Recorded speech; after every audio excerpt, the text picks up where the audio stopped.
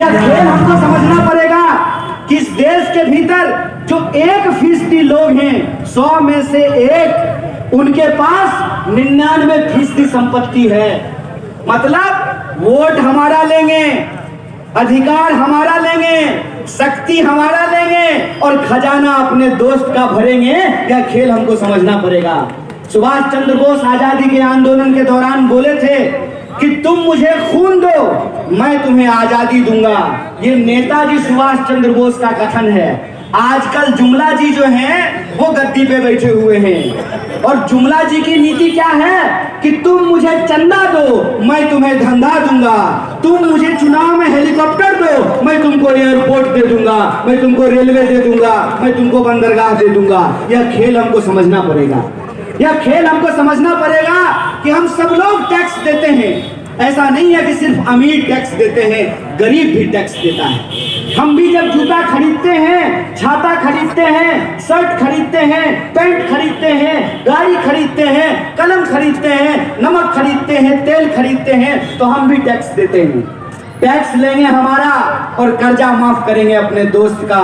तो मेरा सीधा सवाल यही है कि अगर इस देश के अमीरों का कर्जा माफ किया जा सकता है तो इस देश के किसानों का भी कर्जा माफ करना पड़ेगा। यह कान खोल करके सुन लो, ये कान खोल करके सुन लो कि अगर तमाम तरह की सुविधाएं नेताओं को मिल सकती है तो इस देश के गरीब जनता को भी अधिकार देना पड़ेगा। आपको मालूम है एमएलए साहब का जो फ्लैट होता है उनका बिजली बिल फ्री होता है, एमएलए साहब के लिए टेलीफोन फ्री होता है, एमएलए साहब के लिए ट्रेन में चढ़ना और हवाई जहाज में चढ़ना फ्री होता है। जब एमएलए के लिए, एमपी के लिए सब कुछ फ्री हो सकता है तो इस देश के आम लोगों के लिए भी बिजली बिल फ्री करना पड़ेगा। और ये रेवड़ी नहीं है, ये हमारा अधिकार है। ये हम तुम्हारे बाप के पैसे से नहीं मांग रहे हैं। हम नहीं कह रहे हैं कि जय शाह का पिताजी अपने खजाने में से हमको दे दे। हम कह रहे हैं कि इस देश की जनता अगर टैक्स देती है, उस टैक्स के पैसे से अगर 20,000 करोड़ का नेताओं के लिए घर बनाया जा सकता है तो हमारे लिए भी स्कूल बनाना पड़ेगा, अस्पताल बनाना पड़ेगा, सड़कें बनानी पड़ेगी, बिजली का खंभा लगाना पड़ेगा, लाइट देनी पड़ेगी, पानी देना पड़ेगा। ये लोकतंत्र का तकाजा है और इसी लोकतंत्र के तकाजे को हमको समझना पड़ेगा कि आज हम किन परिस्थितियों में आकर के खड़े हैं। अगर हम यह नहीं समझेंगे कि लोकतंत्र का क्या मतलब होता है, वोट का क्या मतलब होता है, आजादी का क्या मतलब होता है, संवैधानिक अधिकार का क्या मतलब है, तो एक एक करके हमारे अधिकार छीन लिए जाएंगे। आप विचार कीजिएगा कि नेताजी का बेटा ऑक्सफोर्ड पढ़ने के लिए जाएगा, अंग्रेजी में बोलेगा आई लव यू टू।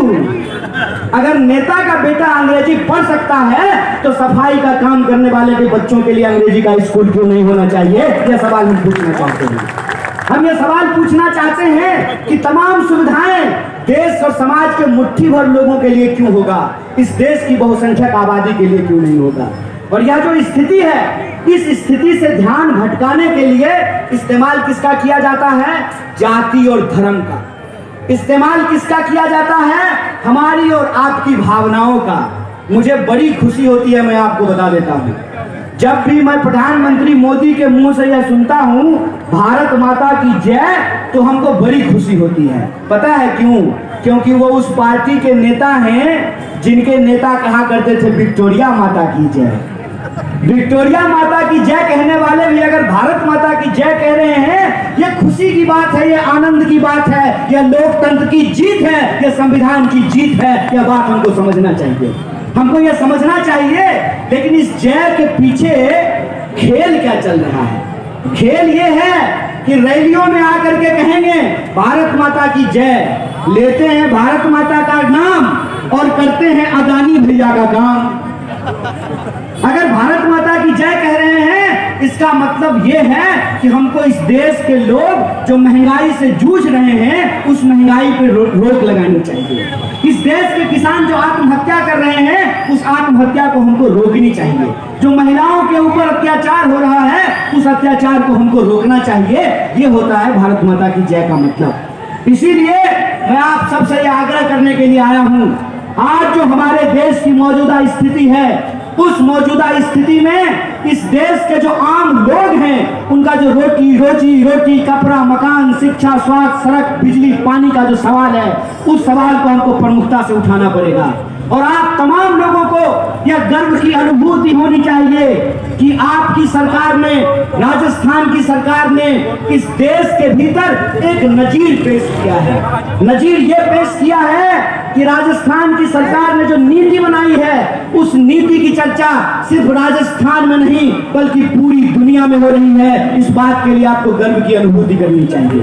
आपको गर्व की अनुभूति करनी चाहिए कि जिस ओल्ड पेंशन स्कीम को पूरे देश में बंद कर दिया गया, राजस्थान की सरकार ने उस ओल्ड पेंशन स्कीम को लागू कर दिया है। और उन्होंने कहा है कि अगर एमएलए को पेंशन मिलेगा तो सरकारी कर्मचारी को भी पेंशन देना पड़ेगा, सफाई कर्मचारी को भी पेंशन देना पड़ेगा, शिक्षकों को पेंशन देना पड़ेगा और कांस्टेबल की नौकरी करने वाले सरकारी विभागों में काम करने वाले लोगों को पेंशन देना पड़ेगा। और यह जो कल्याणकारी योजना है, यह जो जनोन्मुखी योजना है, उसका आप असर देखिए। असर यह है कि दूसरे राज्य के मुख्यमंत्री राजस्थान में आकर के कह रहे हैं कि हम भी 450 रुपया में सिलेंडर देंगे। अरे देंगे क्यों? देना शुरू कर दीजिए।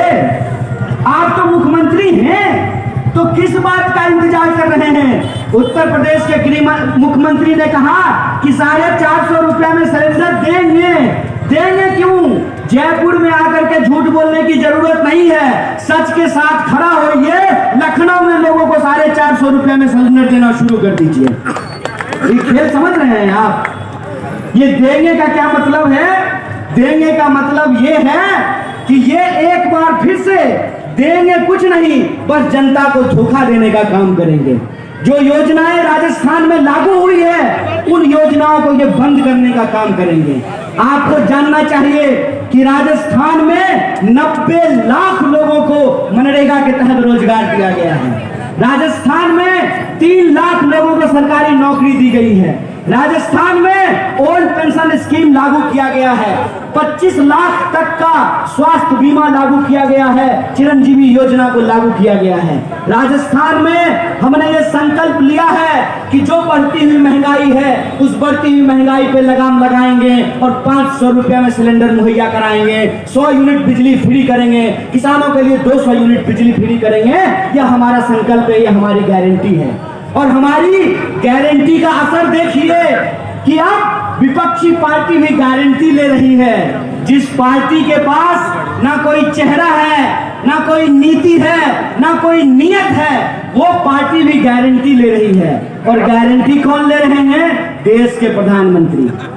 देश के प्रधानमंत्री ने कहा है कि हम गारंटी लेते हैं कि आपको 450 में सिलेंडर देंगे। अरे साहब देंगे क्यों? आप तो देश के प्रधानमंत्री हैं। आप क्यों 25 तारीख का इंतजार कर रहे हैं? आप तो 21 तारीख से ही देना शुरू कर दीजिए। आप तो देश के प्रधानमंत्री हैं। अगर आपकी गारंटी है तो मैं आपसे कुछ सवाल पूछना चाहता हूं कि आपने ही गारंटी लिया था कि सारे भ्रष्टाचारियों को जेल में डाल करके सबके खाते में 15-15 लाख रुपया पहुंचाएंगे। तो मैं आपसे पूछना चाहता हूं, आपके खाते में 15 लाख रुपया आ गया ना? नहीं आया ना ना ना ना। आप लोग प्रधानमंत्री के बारे में गलत बोल रहे हैं। प्रधानमंत्री ने कहा है सबके खाते में 15 लाख रुपया आएगा। आया होगा ना? नहीं नहीं, आप लोग शायद कांग्रेस के लोग हैं इसीलिए आपके खाते में नहीं आया होगा। भाजपा के जो लोग हैं उनसे पूछ लीजिए, शायद उनके खाते में आ गया हो। क्या उनके खाते में भी नहीं आया? उनके खाते में भी नहीं आया? अच्छा, हर साल 2 करोड़ नौकरी तो आई होगी।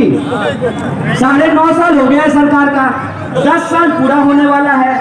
इस हिसाब से तो 20 करोड़ नौकरी हो गई होगी।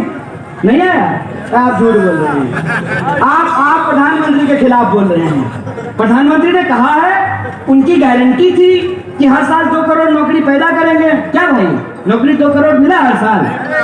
नहीं। 15 लाख रुपए खाते में भी नहीं आया। 2 करोड़ नौकरी भी नहीं मिली। पक्का मकान तो मिल गया होगा सबको। अरे 2022 तक ही सबको मिलना था, 2023 है। सबको मिल गया होगा पक्का मकान। क्या साहब? नहीं मिला? तो भी नहीं मिला। तब तो एक ही बात हो सकता है, या तो आप झूठ बोल रहे हैं या प्रधानमंत्री झूठ बोल रहे हैं। प्रधानमंत्री झूठ बोल रहे हैं। एक बात बताइए, झूठा को झूठा नहीं कहेंगे तो सच्चा कहेंगे, चोर को चोर नहीं कहेंगे तो क्या ईमानदार कहेंगे, बेईमान को बेईमान नहीं कहेंगे तो क्या कहेंगे। उनको क्या लगता है, चोर को चोर कहेंगे, झूठा को झूठा कहेंगे, बेईमान को बेईमान कहेंगे तो वो ईडी भेज देंगे। भेज दीजिए ना, ईडी भेज दीजिए, सीडी भेज दीजिए, सीबीआई भेज दीजिए। जो लोग ईमानदारी और सच्चाई की ताकत पे खड़े हैं उनको किसी से भी नहीं डराया जा सकता है, किसी से भी उनको धमकाया नहीं जा सकता। इस बात को याद रखिएगा।